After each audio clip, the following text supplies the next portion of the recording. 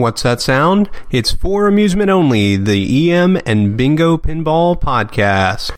Welcome back to For Amusement Only. This is Nick Baldridge.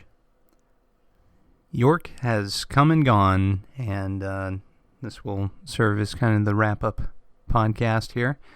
When I left, I had a friend come over, Joe, to help me load up the games, and I rented a van this year instead of the big box truck.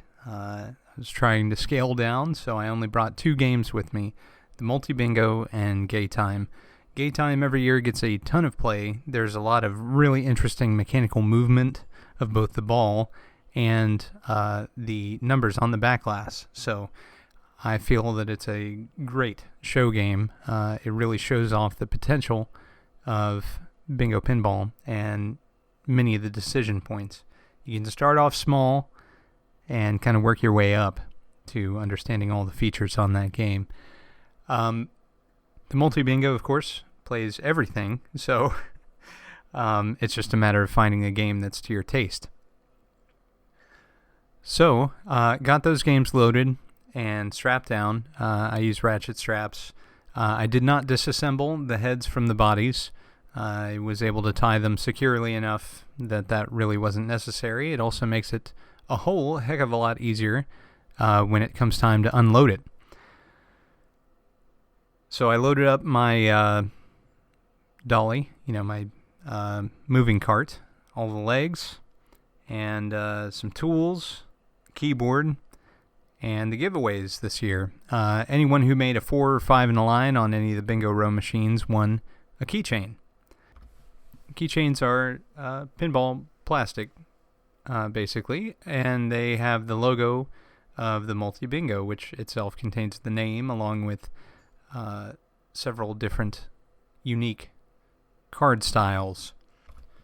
So I finished packing up and drove off to York the next morning, very early Thursday. In fact, I left so early that I got there right after the hall had opened up. But it was before they had come and let down the electricity. The show this year was in a new hall, or new to me anyway. It's a much bigger hall, and that hall could hold many games, many more games than were possible in the prior hall. The big deal this year was that the flea market was moving indoors instead of being outside. Every year, it rains, usually pretty heavily, and so those outdoor flea market guys, kind of get stuck because they've got a space, but you got to kind of look inside the truck in order to buy the thing. So this year, everything was inside the hall, and that was pretty cool, and that worked out, as I'll go through in a little bit. So, get the multi set up and plop it in one of the rows to be moved around later. I found out where the wood rails were going and ended up moving it to an adjacent row. Now this row is basically right in the center of the show floor, and that worked out very well, as we'll go into shortly. Now typically Bingo Row gets a lot of activity, but also typically I bring 5 or 6 games. Well, this year I only brought 2. So many other collectors brought their games, but we were down a few from prior years. That really didn't stop, the crowds from coming to play. We had wait times on bingos at a couple spots, and that was pretty good. That's unusual. So what we had was Jeffrey Lawton brought his roller derby. Roller derby worked flawlessly all weekend, as one might expect from one of Jeffrey's games. They're always perfectly mechanically functional. Pete Haddich brought his Circus Queen, as he's brought for the past couple of years. That's always a nice addition. This year, on Friday, I believe, his replay register step-down coil bracket actually broke, and the game kept trying to step down the replay, and it could not do it. And that ended up frying the coil. And so some of the magic smoke came out of the top of the game, and it was a little disconcerting for a minute there. But luckily, Jeffrey Lawton was on hand, and he had the part. And Pete was able to get his machine back up and running really quickly. That worked out very well. So, next to that, Len and Chad and Ed and a new bingo guy, also named Ed, were there at the show. And this year they were able to stay the whole show, which was awesome. They brought a beautiful Ice Frolics. This Ice Frolics, well, first of all, Ice Frolics is a pretty rare game. I have never seen one come up for sale, much less one that was in this condition. The back glass was almost perfect with a couple of small areas of touch-up in unlit areas. The cabinet was in really good shape. The only ding against it was that the coin return button was covered up with this huge black button, which contained a switch inside, and that's what emulated a coin being dropped. Now, why they went to this extreme, I do not know. Whoever owned it before Len. So Len put $300 up on the game, and there was a lot of activity. A lot of people wanted to buy that game.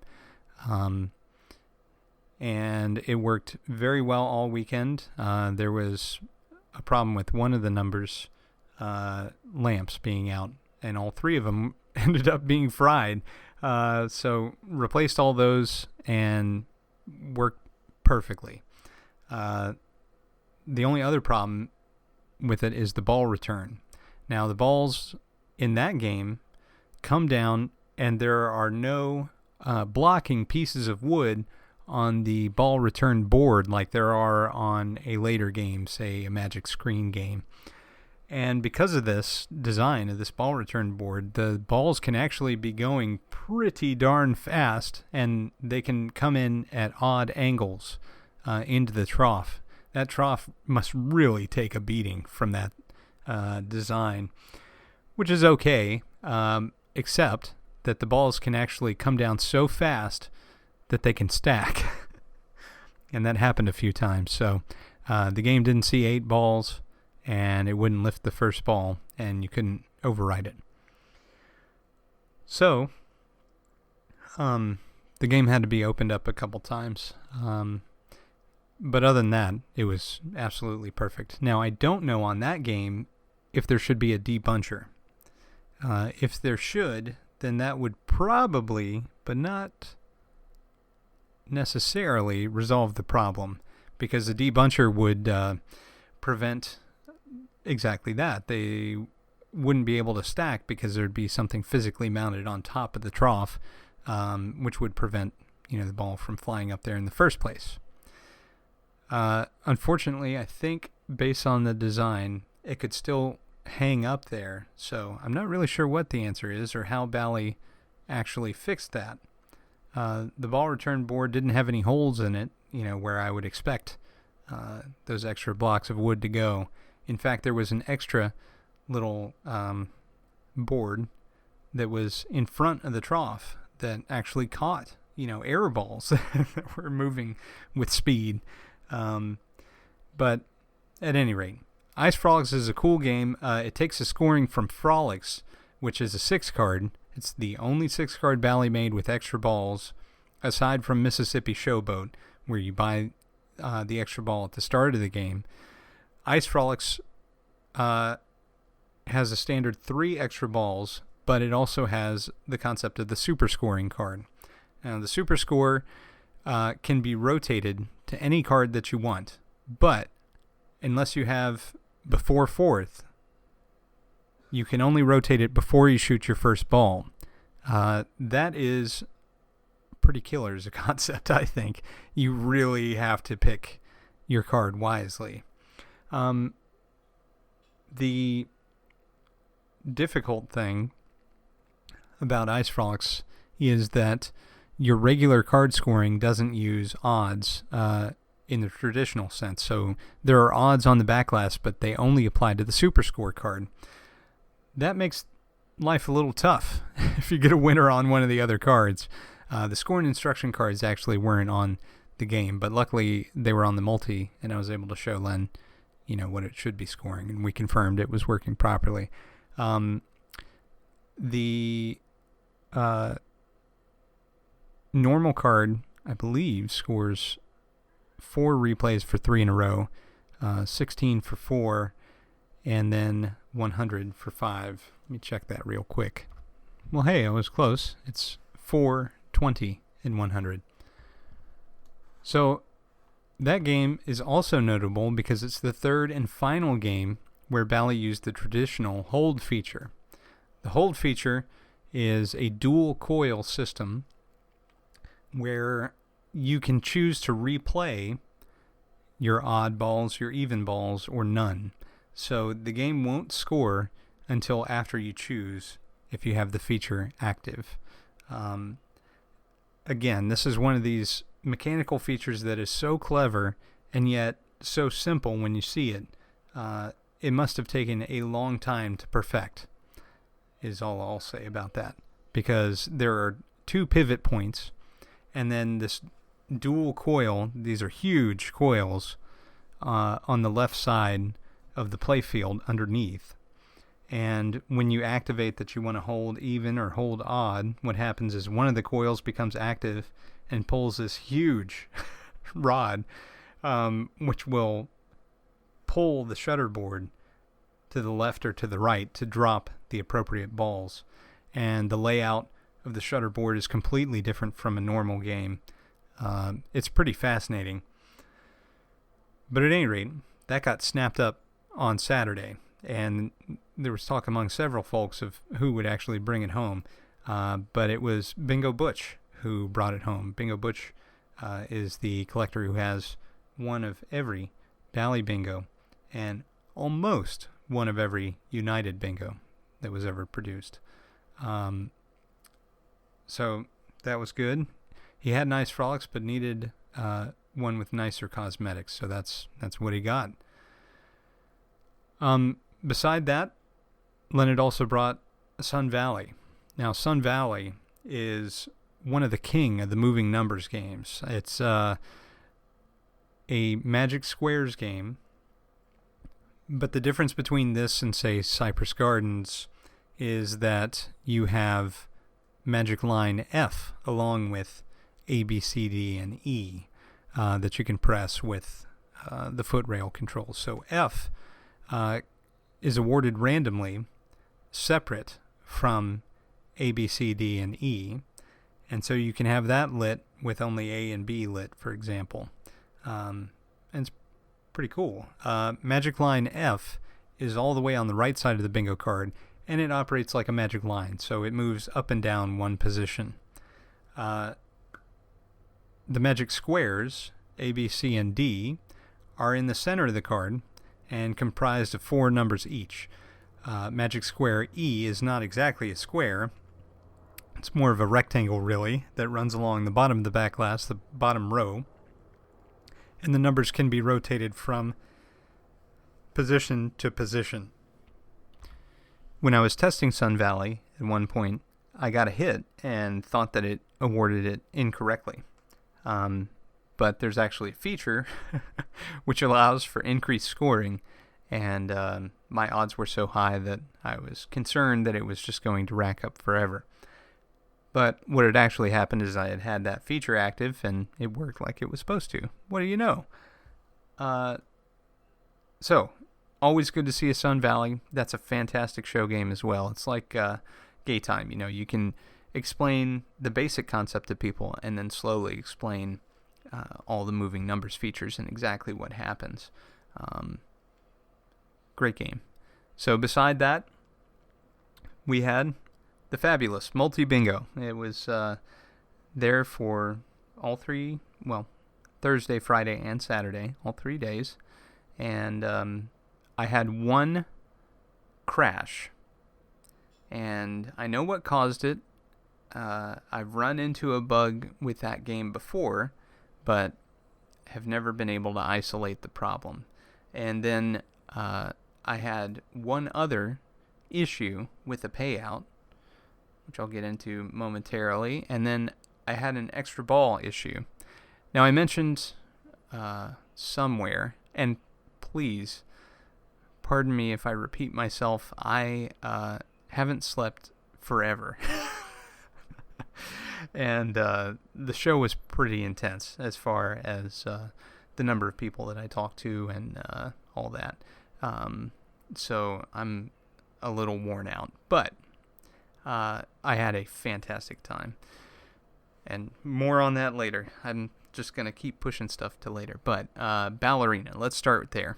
So Ballerina, I had a guy playing, and he was doing a good job. That guy, it's great to see him. I've seen him for the past couple years since we started doing the bingo row, and he's a super nice guy. And we chat about the project, and we chat about bingos. And this year he picked Ballerina. Great. I love that game. I get a little confused by the top row feature, but other than that, it's a fantastic game. So he was playing, he got a winner, he went to collect, and it threw to tilt. When the game does that, it's typically because it's trying to do something with a unit that it can't, and it reacts poorly and basically crashes. But the way that I have everything set up, it'll just throw to tilt, which is good. It's a nice safeguard. It prevents you from having to whip out the keyboard and, fire it back up or turn the game off and back on. So I said, well, keep playing. See what happens. So he was playing, and he went to collect again, and it completely crashed to desktop. So I said, oh, boy, okay. So I had to whip out the keyboard and get it booted back up, but everything was fine after that. So the next problem, Miss America Deluxe. This is the final Miss America game, and I had an issue with this before. Thought I had resolved it, obviously, under the appropriate conditions. I did not. The problem is the red letter game.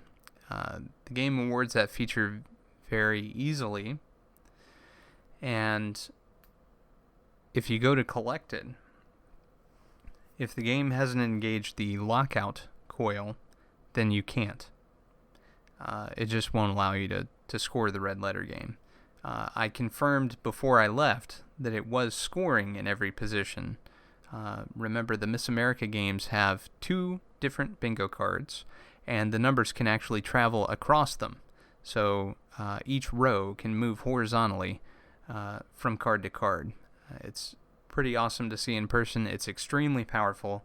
It made these games very, very, very lucrative for operators. But if they don't pay out, that is pretty unsatisfying. So in this case, the guy had scored his red letter. It can be difficult to hit those numbers in the star zone, so I understand why he, would want it to pay. But it didn't pay. Now, I don't know if he didn't have the extra card and it was lighting it by mistake or what was going on. But I got to dig into that deeper because it was working just fine before I left. Other than that, it was paying properly. Everything else was great. It was just in this one particular situation, he couldn't collect the red letter, which is weird. And he said that he got a red letter earlier and it worked just fine. So it has something to do with either ball count or it has something to do with something else that I don't know yet, and I'll figure it out. So, moving on to other problems. This was the biggest problem that I ran into during the show, and that's if you purchase an extra ball, occasionally it wouldn't lift it. Now, the common thread to this problem seemed to be beach time, but if pressed, I couldn't say that for sure. I know that Vic Camp, who made it down on Saturday, he played several games and got some fantastic hits. But on a couple games, I had to manually lift some extra balls for him after he was awarded them because my lifter override checks all the trough switches in a different way than the normal lifter code does. The thing that's really weird about that is that I went through this extremely intensive check of all of the lifter code in every game for regular play and extra ball play within the cabinet. So the thing that changed, I think, is trough switch number 1. Now, trough switch number 1 in a bingo is right where the lifter arm sits. Now, that's not going to make a whole lot of sense to anyone who's never seen a bingo before, but in a bingo pinball machine made after some of the earliest ones, the ball is automatically delivered to the shooter lane by an elevator. It's extremely cool, and these are some of the only games that I've ever seen use this. But it's a very reliable setup and extremely rugged. It's basically a metal arm that pivots and is driven by a motor. And when the motor engages, it lifts the ball, and trough switch number 1, which is actually engaged by a metal pin that the ball sits on when it travels into trough switch number 1's well area, lifts off of trough switch number 1. The way the lifter code works, if trough switch number 1 is not engaged, then the ball won't lift because there's no ball there. Well, that makes sense. So I have overrides built in. That's what the lifter override button is specifically for. It's for problems in the trough when you haven't played enough balls, and the game keeps count of those, and everything works out.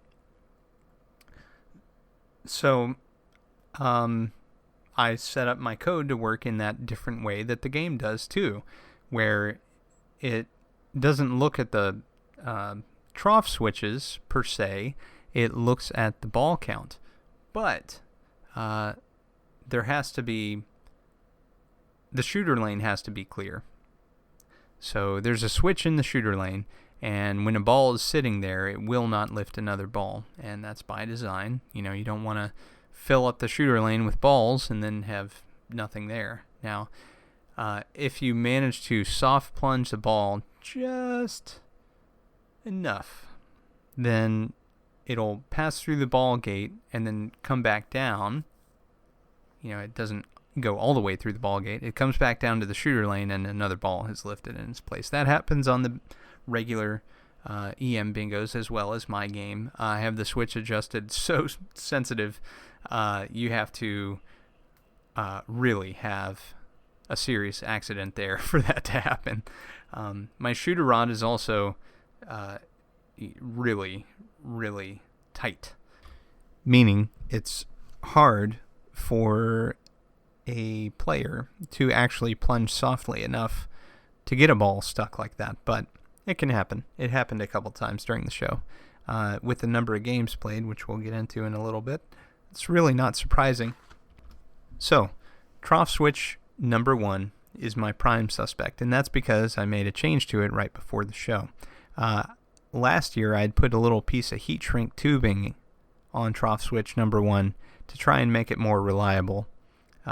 Essentially, it increased the gap artificially between the switches in order to make it actuate more reliably. Well, I took that piece out and just adjusted the switch. I'd forgotten I had done that last year. I think there was a reason I had done it because that caused the problem. At least that's my suspicion. But we'll see. I haven't dug back into the game. I haven't done anything with the game since setting them back up in my game room after I got back. But anyway, to the right of that was Gate Time. Been over that. It's got magic pockets and magic lines. It's a beautiful game in great condition. Look great beside the multi-bingo. Beside that, John Robinette had brought his Galaxy. And he brought that especially because he heard me talking about it, which was super cool. Galaxy has a unique moving numbers feature. It's also a really strange game. It's got a ball return feature, but it's different from Ice Frolics. you can actually return one half of the bingo card back to replay. Very strange. That feature is motorized instead of being coil driven, and like I say, it's an odd game. There are multiple steps. There's a bell that goes off with your odds increases, just like in Bonanza, and so it was great to see one of those in person. And the moving numbers feature does not work at all like I thought it did. I thought it worked like Magic Lines. And I think John tried to describe it to me on Pinside, and I did not understand. And there's no manual that anybody has scanned for that game. But Phil Hooper has put together a bunch of engineering drawings. That was the final game that I implemented. And I may have also been guilty of being in a hurry. But when I look at the diagrams for the moving numbers feature, I definitely just didn't understand the way that feature worked. So, the way it works, when you move the numbers up and down, it looks like it would work like Magic Lines, where you have 2 columns per line, and there's 3 lines total, so there's 6 columns. And when you push the letter, which corresponds to column A, you would expect the numbers to move up or down or in the middle, just like a typical Magic line. The way that it actually works, as one number moves up in the left-hand column, the right-hand column moves down at the same time. Very odd. I really should have taken video of it, but unfortunately, I've really got to thank John, because he spent a lot of time getting that game going. He told me a little bit about that game, and it sounded like a basket case. And he didn't remember that going into it, and by the time he got into it, he was into it. So he spent a lot of time getting that going.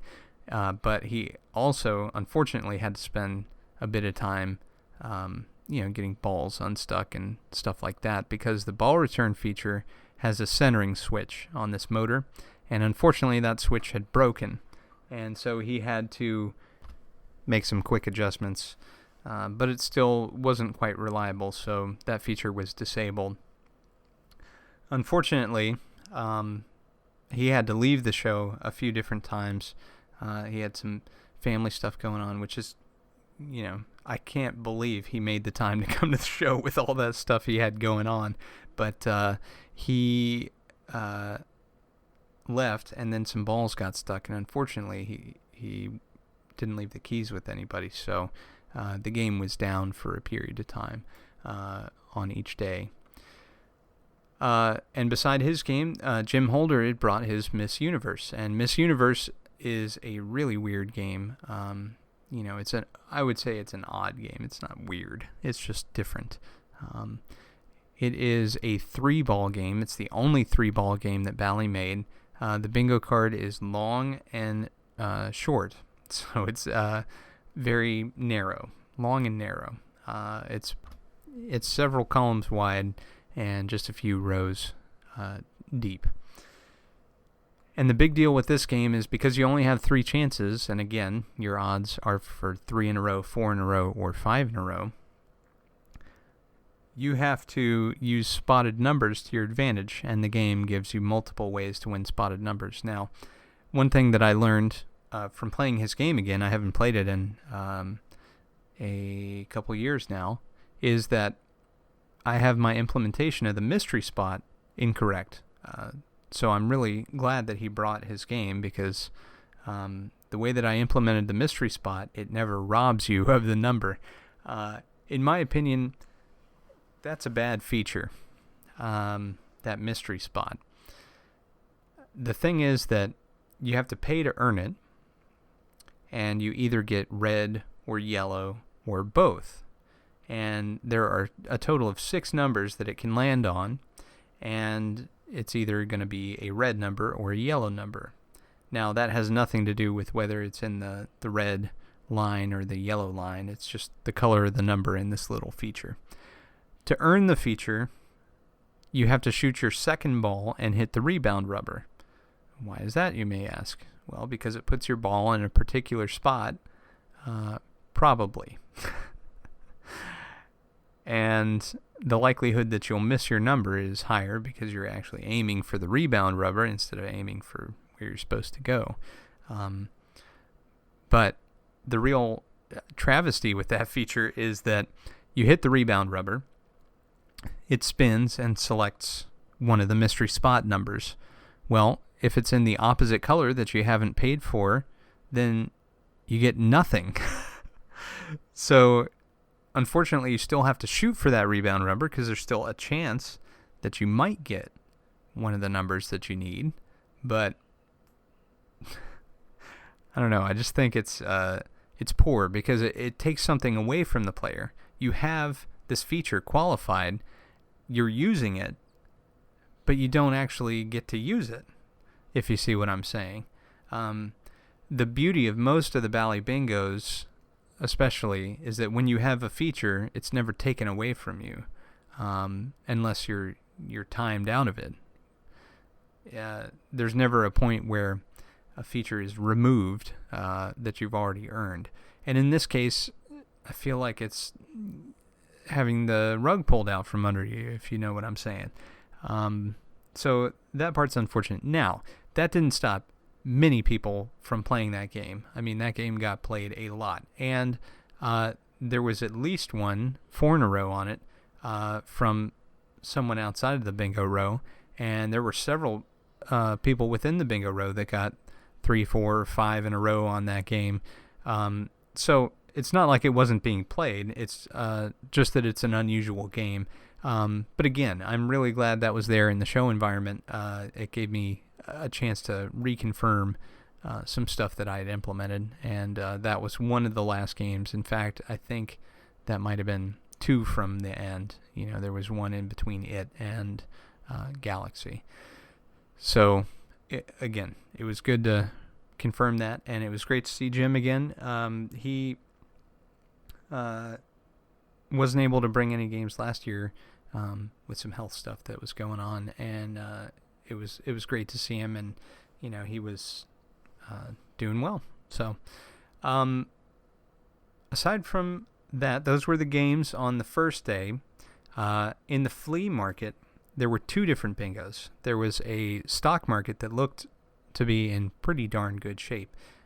Stock market is the precursor to ticker tape, and it has corners but no super lines, but it does have the double or nothing feature. Now, that was for sale in the flea market, and it was up on legs. Everything looked good. I'm trying to remember now. I don't think it had the right legs on, but it did have legs, and it was upright, and it was plugged in and turned on, and looked okay. And then in another part of the flea market, someone unloaded a beautiful Miami Beach. Miami Beach is the only game with magic curtains, although somebody told me I should check the back glass again and make sure that's what they're called on there. Hold on a minute. You know what? I feel like a dummy. I've always called them magic curtains because that's what it says on bingo.cdyn.com, and apparently that's what players called it as well. But according to the back glass and the score and the instruction cards, it's called extra lines. Well, learn something new every day, although you'd think I would have learned that a while ago. So this Miami Beach was just gorgeous. It had original cabinet paint. There was one little area of touch-up, and it's, of course, the serial number. It had Baltimore tax stamps. There were little licenses. And the back glass was gorgeous. There was a little bit of paint loss right on the edge at one part of the glass, but otherwise it looked great. And of course, I got a photo of the tax licenses and not the actual game. Anyway, someone from the bingo row snapped that up, and it was a good purchase, I thought. That game looked beautiful. It looked like it would shine up very nicely. So, that was all the first day. And we had couple of four in the line winners, a couple of keychains given out. The first one went to Chad, and that was awesome. I walked away to explore. I don't know. I know what it was. I was loading up a game, and I get a text from Chad, and it says four in the line, and that was cool. So I loaded up a game. I picked up a 1940 Chicago coin fox hunt, and this is a flipperless game. It's got a fox hunting theme with an animated backglass, and being from 1940, it's a pre-war. It is smaller than a standard pinball machine made post-war, but it is beautiful, beautiful, beautiful, in really nice shape. So I'm looking forward to digging into that. And one of the interesting things that it has that it has never been on a game that I've worked on is the coil in a can. It's got a unit with a coil enclosed inside of a bracket, so you cannot see nor touch the coil, and the only thing coming out of it are two wires. It's pretty cool, and it's on one of the most used units. I think it's the low scoring on that game, so that's going to be exercised a lot, and why wouldn't you put that in some kind of enclosure? It would decrease the sound made by that coil quite a bit, theoretically. So I'm looking forward to seeing what that sounds like, since I've never worked on one with that feature. But so day 2, that's the first day that the public gets in, and I gave out mini keychains that day, and the bingos were played almost constantly. I snuck away at one point to go talk to Scott Denisi and play his Total Nuclear Annihilation. That was at the York show. And Scott, I'm sure many people have met him by now, but he is a super nice guy, and his game is excellent. So that was a real treat to be able to play that at a show like York. And I played it in the morning before a lot of people got in, and so it was nice and quiet, just me and the machine. That was nice. And I got a couple multi-balls, destroyed a couple reactors, thought I was doing quite well. But I looked up at my score at the end, and it was not very high. So the next time I played it, I did significantly worse. And then I only played it one other time, but I did significantly better score-wise, but didn't get as many multi-balls and didn't clear as many reactors. So there's some nuance there that obviously I am not aware of. That game is a ton of fun, though, and I know there's a lot of people that are going to be buying one, but it is well worth the money, in my opinion. It also uses the same control board that the multi uses. That's a P3 Rock, and Scott puts it to great use. So Scott was able to sneak away a couple times, and I showed him bingos, and he really took a liking to Gay Time. Gay Time with the magic pockets and the magic lines, really captures a lot of folks' imaginations. But it's amazing how complex the games are when paired with something with flippers. You would think, boy, this thing has no flippers, it must be a simple dud. But in reality, the bingos are extremely, extremely complex, and they require a lot of thought before every ball, which is something that I love about them. But it's great to be able to share that with other people, and people like Scott, and Scott had never seen a bingo before, so him getting a chance to play it, it's cool. It's always cool to see new people try the bingos, and it was great to talk to him about the control system and his game, which, I mean, again, just wonderful. It is a great game. If you get the opportunity, play it. If you have the money, buy it. It's that good. So other highlights on Friday, I got to meet Frank, another custom pinball guy, and he and I got to chatting a little bit about his projects, and that was fantastic. So Frank, another super nice guy, and he and everyone in the custom pinball world have been very supportive of what I've been doing, and I really, truly appreciate that, especially those two that came out and actually played the game. Can't ask for much more than that. So, other highlights, lots of folks that I've met over the past couple years came by. New bingo owners from years past came by and played new games, and it was great seeing everybody, and got lots of compliments on the multi. I knew that I would. Of course, it's not there for compliments, it's there to play, and it got a lot of play. Again, we'll get into numbers in just a little bit, but it got a lot of play, and I am extremely pleased with the amount of play that it got, in fact. So, had a lot of questions from operators and individuals who were interested on when it was going into production and how much it was going to cost and all that good stuff, and I'm extremely flattered by all that, and thank you, truly, because it's a lot of work. It was a lot of work to put it together in that state and bring it to the show. The fact that it was recognized as such and that people were interested in making a leap financially for it is, that doesn't go without notice by me. So, thank you.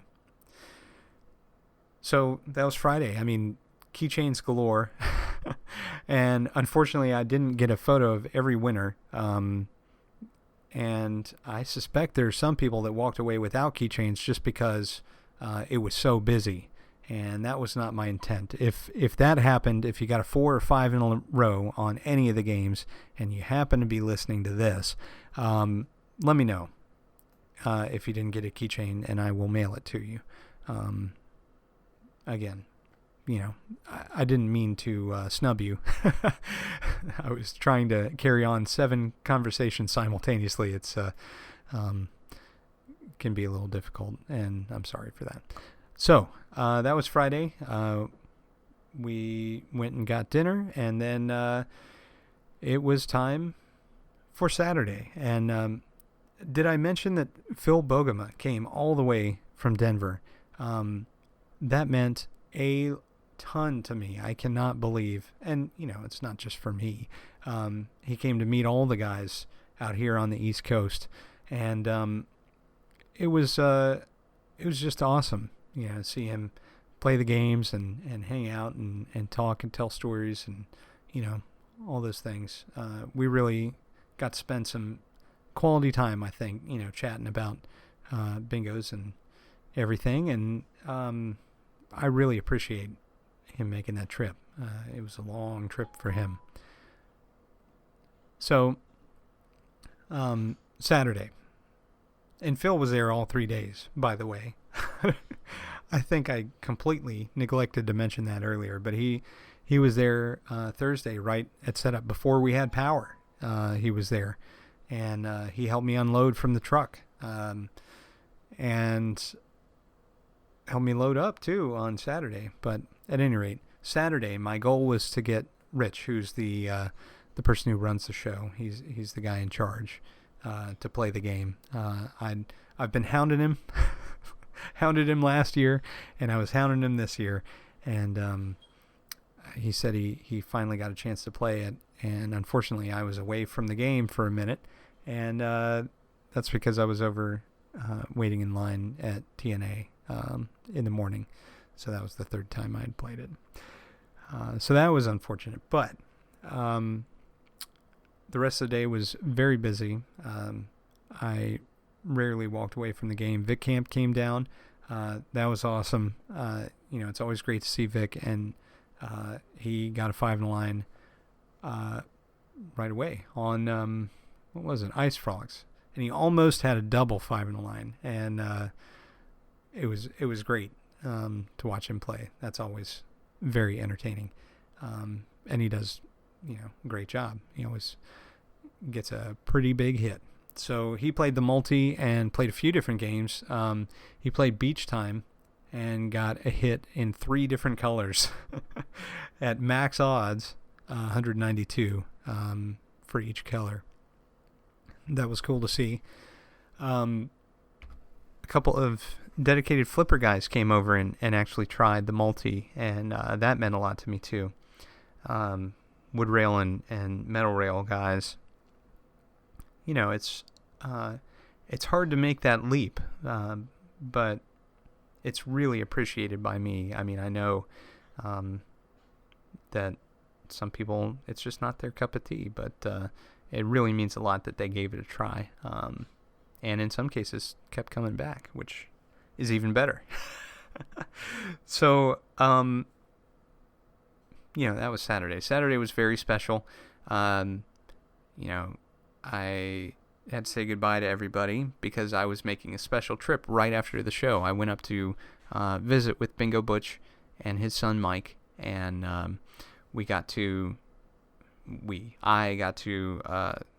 look at some of their collection, and more on that in a little bit. But boy, that absolutely blew me away.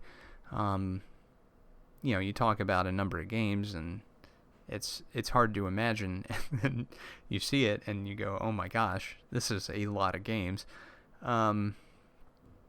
But Saturday said goodbye to everybody, and one thing I forgot to mention is that a Bally Dixieland showed up at the beginning of the show. Now the owner, who I hadn't met before, dropped it off, and it had a lot of problems. I managed to get several of them worked out, and the game was mostly playable. Double or Nothing would not score, but regular wins would. It was for sale for $150, and this Dixieland was absolutely beautiful. It was in fantastic condition, and really looked great, inside and out. I mean, it was pretty clean. So, an interesting thing about it is that there was an IGT asset tag on the back of it, and I had read Keith Nicoleau's notes and Danny's notes on the matter, and they had mentioned that IGT had at some point purchased the rights to remake Dixieland in the 80s, but that actually wasn't the case. I was educated by somebody who worked for Bally previously, and he told me that IGT was in talks with Bally to do something with gaming, but that fell apart. And anyway, that was an asset tag, so it was a routed game that was IGT owned, not an IGT remake. It was Bally. So that was cool to learn.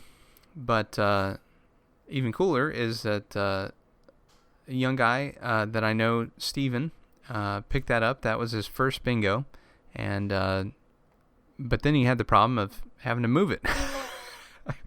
They're big and heavy, so I helped him out and got it in pieces with him, and we got it loaded up. And in return, he helped me load up the multi, which was great. So let me talk about the non-bingos that were there, and there were a lot of games that were there. This year, the hall was huge. There was a lot of space to move around, which was nice. So, other games at the show, there were lots of great metal rail EMs, Williams Heatwave, Williams Gulfstream, an Expressway or two. There's an Alpine Club, which needed a little work, and quite a few other really beautiful games. There was Gottlieb North Star, and unfortunately, I'm busy teaching bingos and showing people the games, and so I don't have a lot of time to play anymore. But I did go around and see them, and there were some really beautiful games there this year, as there are every year. And as to the wood rail row, which was set up right behind us, I loved that. There were some really gorgeous games there. There was a Gottlieb basketball, which is one that you don't see all that often. And that game's a lot of fun to play. There was a Gottlieb Derby Day that was brought by my friend Steve Smith. And a Stagecoach and Spot a Card. But by far, the highlight of the wood rail row for me was the Baker Twinkle that was there. Now, I've been speaking with a listener for some time who has been in the process of restoring one of these games, and this showed up during setup day and just appeared behind me in the row. And I said, holy cow. And it was beautiful, too. I mean, the backglass was perfect. Playfield looked fantastic. And the cabinet itself had what appeared to be appropriate legs and, was in good shape. So I snapped a photo and sent it to him. And he said, wow. So I wanted to make this game the year of Flipperless game for this episode. So the thing about the Baker games, they were active in the 1930s. Twinkle was made in September of 1939. The game itself has multiple ways to win, but just with a casual glance at the playfield, you may not notice this. The playfield itself has 13 different spring bumpers. These spring bumpers are a little different than most spring bumpers that you're probably accustomed to if you've played older games, in that they have a metal platform underneath. When the game is started, all the metal platforms for all 13 bumpers raise up in the air, and a good solid thwack into the bumper will force what I assume is a coil to engage, and it'll pull the platform down for the duration of the game. This is a cool effect. And subsequent hits to the same bumper now rebound off of the spring. They use the metal skirt piece as a little ramp, and you can get multiple hits on the spring bumper. And some of the big action for me on this playfield is actually down at the bottom. There are 6 different potential exits for the ball to take. 4 of them right next to each other down at the bottom. And each one of those has a different insert above it for a different colored star. The rollover for these is actually very unique. I've never seen another rollover that was anything like this before. Once the ball rolls over it, it remains down.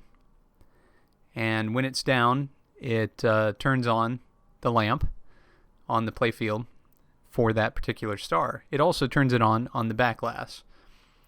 And I'll get to the back glass in just a moment. But the game is absolutely beautiful. There are pictures on the IPDB, but I honestly think that they don't do this game justice. Seeing it in person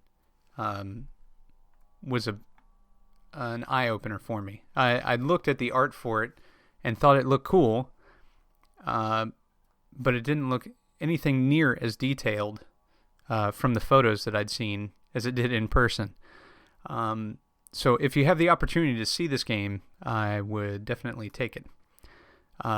So looking at the back glass, you have 13 different squares. Each represents one of the bumpers. Every time that you knock one of those platforms down, it lights it up on the back glass. These squares are arranged in such a fashion that they form the bottom part of an observatory. Up above it is a ring comprised of the 4 stars, and above that is the telescope and the top of the observatory. The night sky is in the background with a huge shooting star, which carries the word tilt as well as the title of the game, Twinkle, up above it. On the observatory platform, there are several different people. It looks like there's a family on the right-hand side and then a couple on the left-hand side. And there are multiple large stars up in the sky and what appears to be a UFO that looks like it's crashing down to Earth or a spaceship. Very cool. And on the far right side are multiple ringed planetoids, each of which is a different value of 10,000 points, up to 50,000.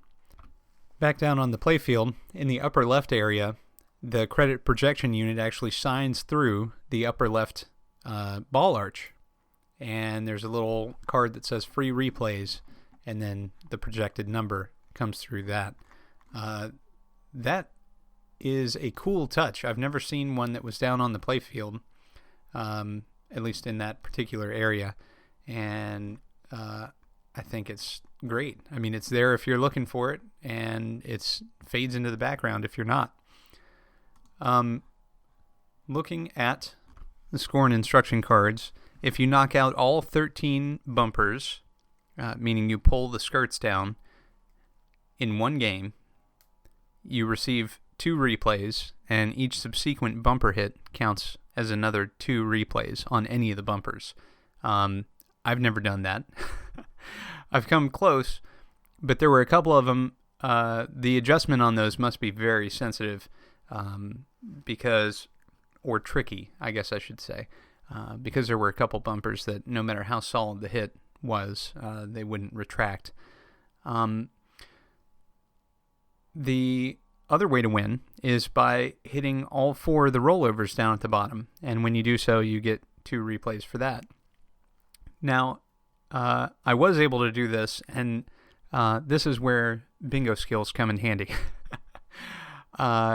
Because it's multiple lanes side by side, you have 2 basically dead lanes that give you nothing, and each time that you roll over one of the star lanes, that lane becomes dead. So as a player, you want to be able to bounce it over to the lane that you need without tilting, very carefully. And I was able to do that a couple different times. And I will say that it's pretty gratifying to do that. I really think that this game is extremely fun. I wish there was one locally that I could play, or that there was another one that I could pick up, because it's that fun. The challenge of trying to hit all of the spring bumpers is almost insurmountable, but the key word there is almost. I feel like with enough practice, it could probably be done, once every dozen games or so. The other thing that's really appealing about this is the way that the spring bumpers are lit. There is actually an exposed lamp which sits in the center of the spring bumper, and it is a very bright lamp. Probably helps with the name Twinkle. When you look at the playfield, it's just beautiful seeing it all lit up like that inside the spring bumper. And because of the design of the spring bumper, the lamp is exposed. You can see it from all sides, but it's not overpowering.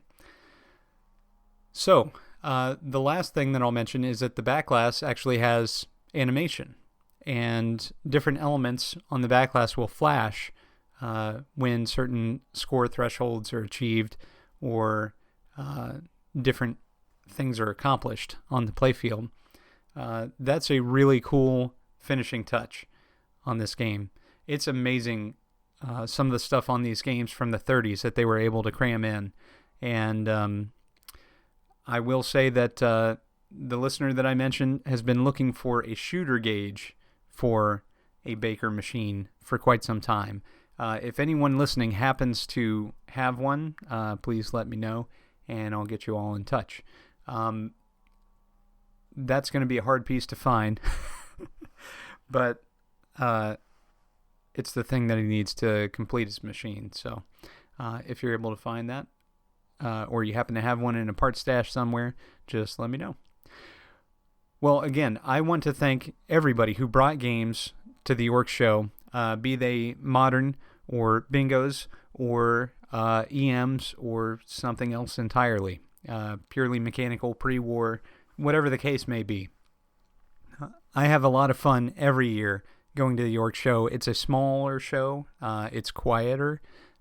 It's certainly more laid back. You hear me talking it up for weeks and weeks before the show, but there's a good reason. It's absolutely a fantastic time, and I look forward to it every year. I can't wait to go again, but unfortunately, good things come to those who wait.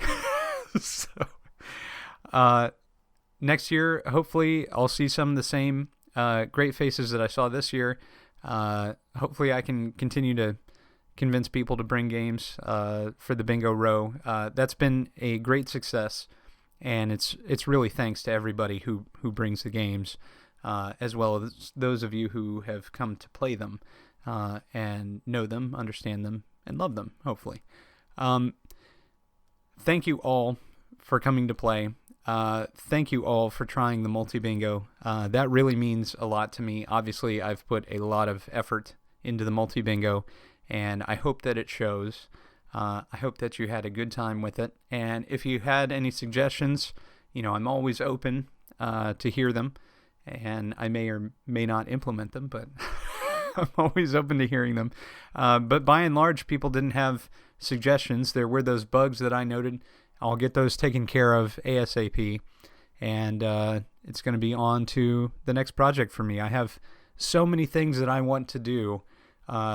Unfortunately, my time is limited, so got to pick my spots. But I'm going to call out some names again.